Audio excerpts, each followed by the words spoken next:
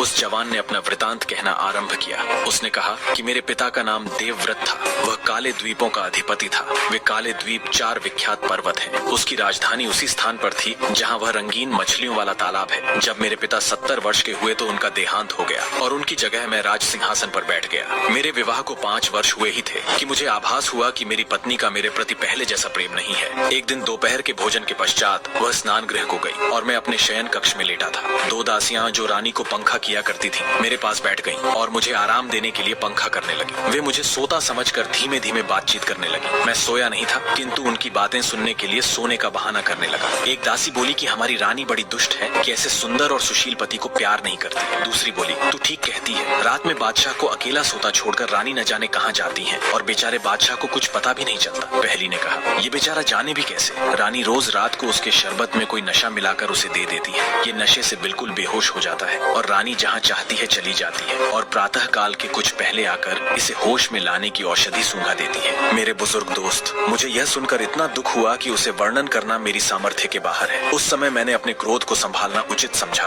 और कुछ देर में इस तरह अंगड़ाइयां लेता हुआ उठा जैसे सचमुच सो रहा था। कुछ देर में रानी भी स्नान करके वापस आ गई। उस रात को भोजन के उपरांत मैं शयन करने के लिए लेटा तो रानी हमेशा की तरह मेरे लिए शरबत का प्याला लाई। मैंने प्याला ले लिया और उसकी आंखों से बचाकर शरबत को खिड़की से बाहर फेंक दिया और खाली प्याला उसके हाथ में ऐसे दे दिया जैसे कि मैंने पूरा शरबत पी लिया है। फिर हम दोनों पलंग पर लेट गए। रानी ने मुझे सोता समझकर पलंग से उठकर एक मंत्र जोर से पढ़ा और मेरी तरफ मुंह फेर कर कहा कि तू ऐसा सो कि कभी न जागे। फिर वह भड़कीले वस्त्र पहनकर कमरे से निकल गई। मैं भी पलंग से उठा और उसका पीछा करने लगा। वह कई द्वारों से होकर निकली। उन सभी द्वारों में ताले लगे थे किंतु उसकी मंत्र शक्ति से सभी ताले खुलते जा रहे थे। आखिरी दरवाजे से निकलकर जब वह बाग में गई तो मैं दरवाजे के पीछे छुपकर देखने लगा कि यह क्या करती है। वह बाग से आगे बढ़कर एक छोटे से वन के अंदर चली गई जो चारों ओर झाड़ियों से घिरा हुआ था। मैं भी एक अन्य मार्ग से होकर उस वन के अंदर चला गया और इधर उधर आंखें घुमाकर उसे ढूंढने लगा। कुछ देर बाद मैंने देखा कि वह एक पुरुष के साथ जो एक गुलाम लग रहा था हाथ में हाथ दिए टहल रही है और उससे शिकायत कर रही है कि मैं तो तुम्हें अपने प्राणों से ज्यादा प्रेम करती हूँ और तुम्हारा यह हाल है कि मुझसे सीधे मुंह बात तक नहीं करते,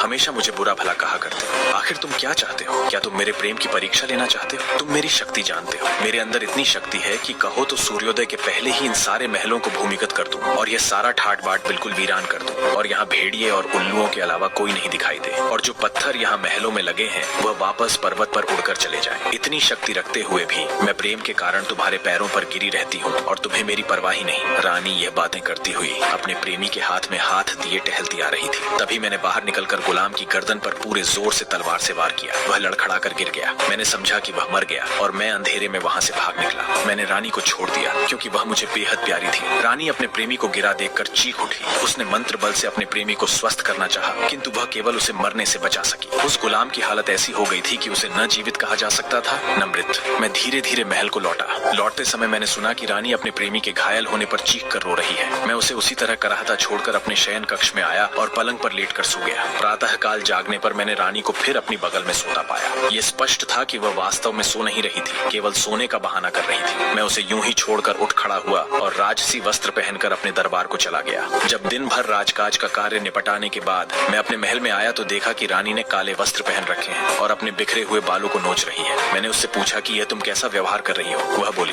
बादशाह सलामत, मुझे क्षमा करें, मैंने आज 3 शोक समाचार पाए हैं, इसीलिए काले कपड़े पहनकर मातम कर रही हूँ। मैंने पूछा कि वे कौन से समाचार हैं तो उसने बताया कि मेरी माता का देहांत हो गया, मेरे पिताजी एक युद्ध में मारे गए और मेरा भाई ऊंचाई से गिरकर मर गया। मैंने कहा, समाचार बुरे हैं लेकिन तुम्हारे इस प्रकार मातम करने के लायक नहीं है। फिर भी वे तुम्हारे संबंधी थे और तुम्हें उनकी मृत्यु का शोक होना ही चाहिए। इसके बाद वह अपने कमरे में चली गई और उसी प्रकार रोती पीटती रही। मैं उसके दुख का कारण जानता था, इसलिए मैंने उसे समझाने बुझाने की चेष्टा भी न की। 1 वर्ष तक यही हाल रहा। फिर उसने कहा कि मुझसे दुख नहीं संभलता, मैं एकांत में एक इमारत बनवाकर उसमें रात दिन रहना चाहती हूँ। मैंने उसे ऐसा करने की भी अनुमति दे दी। उसने एक विशालकाय इमारत बनवाई जो यहाँ से दिखाई देती है और उसका नाम शोकागार रखा। जब वह बनकर तैयार हुआ तो उसने अपने घायल प्रेमी को वहाँ लाकर रखा और स्वयं भी वहाँ रहने लगी। वह दिन में उसे एक बार कोई औषधि खिलाती थी और जादू मंत्र भी करती थी। फिर भी उसे ऐसा प्राणघातक घाव लगा था कि औषधि और मंत्रों के बल पर उसके केवल प्राण अटके हुए थे। वह न चल पाता था न बोल पाता था, सिर्फ रानी की ओर टुक टुक देखा करता था। रानी उससे घंटों प्रेम की बातें करके अपने चित्त को सांत्वना दिया करती थी। वह दिन में 2 बार उसके समीप जाती थी और देर तक उसके पास बैठी रहती थी। मैं जानता था कि वह क्या करती है, फिर भी सारे कार्य ऐसे साधारण रूप से करता रहा जैसे मुझे कोई बात विदित नहीं है। किंतु एक दिन मैं अपनी उत्सुकता रोक न सका और मैंने जानना चाहा कि वह वह अपने प्रेमी के साथ क्या करती है। मैं उस इमारत में ऐसी जगह छुपकर बैठ गया जहाँ से रानी और उसके प्रेमी की सारी बातें दिखाई सुनाई दें, लेकिन उनमें से कोई मुझे न देख सके। रानी अपने प्रेमी से कहने लगी कि इससे बड़ा दुर्भाग्य क्या हो सकता है कि मैं तुम्हें ऐसी विवशता की अवस्था में देखती हूँ। तुम सच मानो, तुम्हारी दशा देखकर मुझे इतना कष्ट होता है कि जितना स्वयं तुम्हें भी नहीं होता होगा। मेरे प्राण, मेरे जीवनधार, मैं तुम्हारे सामने घंटों बैठी बातें करती हूँ और तुम मेरी एक बात का भी उत्तर नहीं देते। अगर तुम मुझसे एक बात भी करो तो मेरे चित्त को बड़ा धैर्य मिले। रानी इसी प्रकार अपने प्रेमी के सम्मुख बैठकर प्रलाप करती रही। मुझ मूर्ख से अपनी रानी की यह दशा न देखी गई और उसका प्रेम मेरे हृदय में फिर उमड़ आया। मैं चुपचाप अपने महल में आ गया। कुछ देर में वह किसी काम से महल में आई तो मैंने कहा कि अब तुमने अपने सगे संबंधियों के प्रति बहुत शोक व्यक्त कर लिया, अब साधारण रूप से रानी जैसा जीवन बिताओ। वह रोकर कहने लगी कि बादशाह सलामत मुझसे यह करने के लिए न कहे। मैं उसे जितना समझाता बुझाता था उतना ही उसका रोना पीटना बढ़ता जाता था। मैंने उसे उसके हाल पर छोड़ दिया। वह इसी अवस्था में 2 वर्ष और रही। मैं एक बार फिर शोकागार में गया कि रानी और उसके गुलाम प्रेमी का हाल देखो। मैं फिर छुपकर बैठ गया और सुनने लगा। रानी कह रही थी कि प्यारे, अब तो 2 वर्ष बीत गए हैं। मेरे रोने चिल्लाने और विलाप करने का तुम्हारे हृदय पर कोई प्रभाव नहीं होता। जान पड़ता है कि तुम मुझे बात करने के योग्य नहीं समझते, इसीलिए तुम अब मुझे देखकर आंखें भी बंद कर लेते हो। मेरे प्राण प्रिय, एक बार आंखें खोलकर मुझे देखो तो मैं तुम्हारे प्रेम में कितनी विह्वल हो रही हूँ। रानी की यह बातें सुनकर मेरे तन बदन में आग लग गई। मैं उस इमारत से बाहर निकल आया और गुम्बद की तरफ मुंह करके कहा, ओ गुम्बद, तू इस स्त्री और उसके प्रेमी को जो मनुष्य रूपी राक्षस है उन्हें निगल क्यों नहीं जाता। मेरी आवाज सुनकर मेरी रानी जो अपने प्रेमी के पास बैठी थी क्रोधांत होकर बाहर निकल आई और मेरे समीप आकर बोली,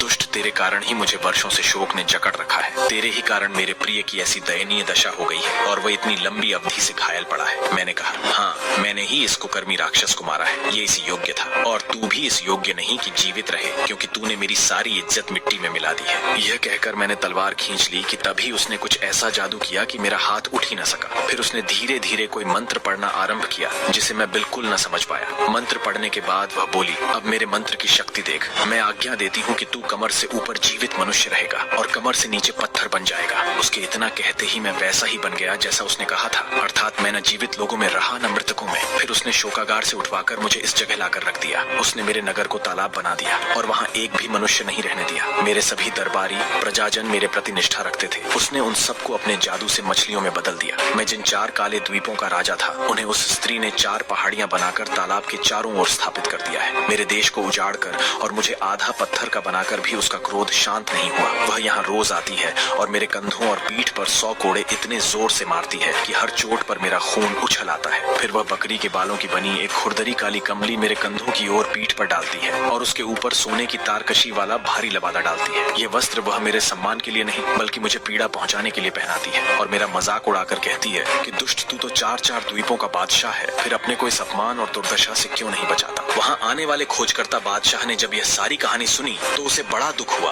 और वह विचार करने लगा कि इस निर्दोष बादशाह का दुख कैसे दूर किया जाए और उसकी कुलटा रानी को कैसे दंड दिया जाए। उसने उससे पूछा कि तुम्हारी निर्लज्ज रानी कहाँ रहती है और उसका अभागा प्रेमी जिसके पास वह रोज जाती है किस स्थान पर पड़ा हुआ है। जवान बादशाह ने कहा कि मैंने आपको पहले ही बताया था कि वह उस शोकागार में रखा गया है जिस पर एक गुम्बद बना हुआ है। उस शोकागार का एक रास्ता इस कमरे के नीचे से होकर भी जाता है जहाँ इस समय हम लोग हैं। वह जादूगरनी कहाँ रहती है यह बात मुझे ज्ञात नहीं है। हर रोज प्रातः काल वह मेरे पास मुझे दंड देने के लिए आती है और मेरी मारपीट करने के बाद फिर अपने प्रेमी के पास जाकर उसे अर्घ पिलाती है जिससे वह जीवित बना रहता है। आगंतुक बादशाह ने कहा कि वास्तव में तुमसे अधिक दया योग्य व्यक्ति नहीं होगा। तुम चिंता न करो, मैं तुम्हारे दुख के निवारण का भरसक प्रयत्न करूंगा। इसके बाद आगंतुक बादशाह उसी कक्ष में सो गया क्योंकि रात का समय हो गया था। बेचारा काले द्वीपों का बादशाह उसी प्रकार बैठा रहा और जागता रहा। स्त्री के जादू ने उसे लेटने और सोने योग्य नहीं छोड़ा था। दूसरे दिन आगंतुक बादशाह गुप्त मार्ग से शोकागार में प्रविष्ट हो गया। फिर वह उस स्थान पर गया जहाँ घायल अवस्था में रानी का गुलाम प्रेमी पड़ा हुआ था। वहाँ जाकर उसने तलवार का ऐसा प्रहार किया कि वह अधमरा आदमी तुरंत मर गया। बादशाह ने उसका शव घसीटकर पीछे बने एक कुएं में डाल दिया और शोकागार में।